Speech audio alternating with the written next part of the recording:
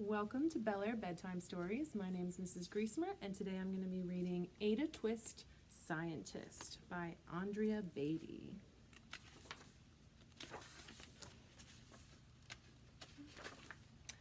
Ada Marie said not a word till the day she turned 3. She bounced in her crib and looked all around, observing the world, but not making a sound. She learned how to climb and made her big break with a trail of chaos left in her wake. She ran through the day chasing each sound in sight and didn't slow down till she conked out at night. Her parents were frazzled but tried not to freak as Ada grew bigger and still did not speak. Clearly young Ada, with lots in her head, would have something to say when it ought to be said. That's just what happened when Ada turned 3. She tore through the house on a fact-finding spree and climbed up the clock just as high as she could. Her parents yelled, "Stop!" as all good parents would. Ada's chin quivered, but she did not cry. She took a deep breath and she simply asked, "Why?" Why does it tick and why does it talk? Why don't we call it a granddaughter clock? Why are there pointy things stuck to a rose? Why are there hairs up inside of your nose? She started with why, and then what, how, and when. By bedtime, she came back to why once again. She drifted to sleep as her dazed parents smiled at the curious thoughts of their curious child, who wanted to know what the world was about. They kissed her and whispered, "You'll figure it out."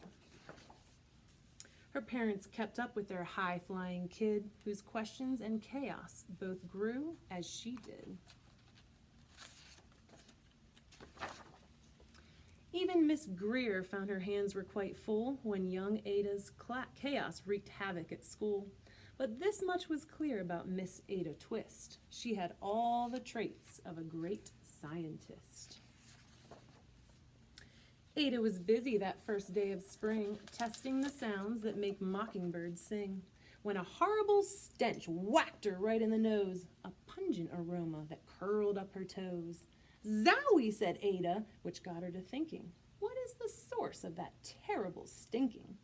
And how does a nose know there's something to smell? And does it still stink if there's no nose to tell? She rattled off questions and tapped on her chin. She'd start at the start, where she ought to begin. A mystery, a riddle, a puzzle, a quest. This was the moment that Ada loved best.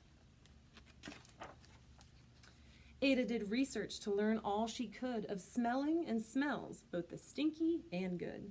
One hypothesis Ada thought could be true. The terrible stink came from Dad's cabbage stew. She tested and tested, but soon Ada knew it was time to come up with hypothesis 2. Then zowie! The stink struck again, just like that. Hypothesis 2, it's caused by the cat. The cat couldn't make such a stink on its own. It needed perfume and some fancy cologne. So young Ada tested. The test was a flop. She started again, but her parents yelled, "Stop!" Ada Marie, to the thinking chair, now! By the time we count 3.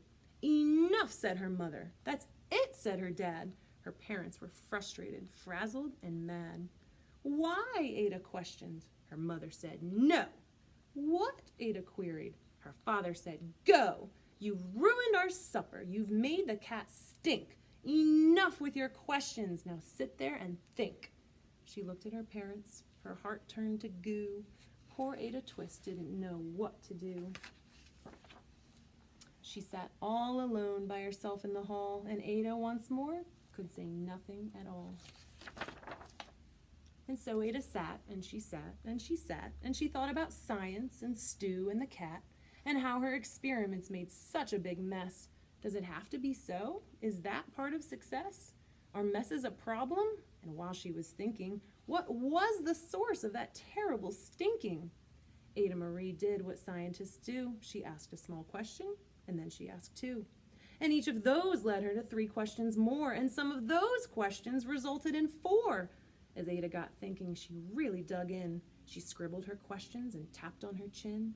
She started at why, and then what, how, and when. At the end of the hall, she reached why once again. Her parents calmed down. They came back to talk. They looked at the hallway and just had to gawk. No patch of bare paint could be seen on the wall. The thinking chair now was the great thinking hall. They watched their young daughter and sighed as they did. What would they do with this curious kid who wanted to know what the world was about? They smiled and whispered, "We'll figure it out."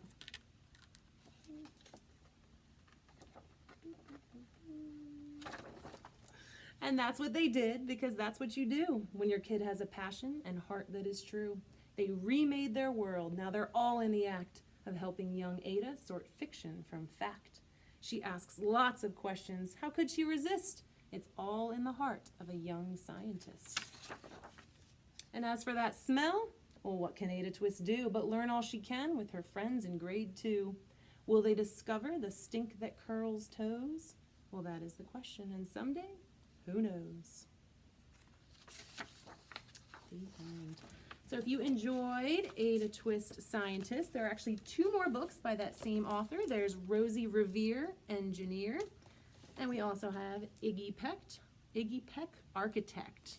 All right, enjoy.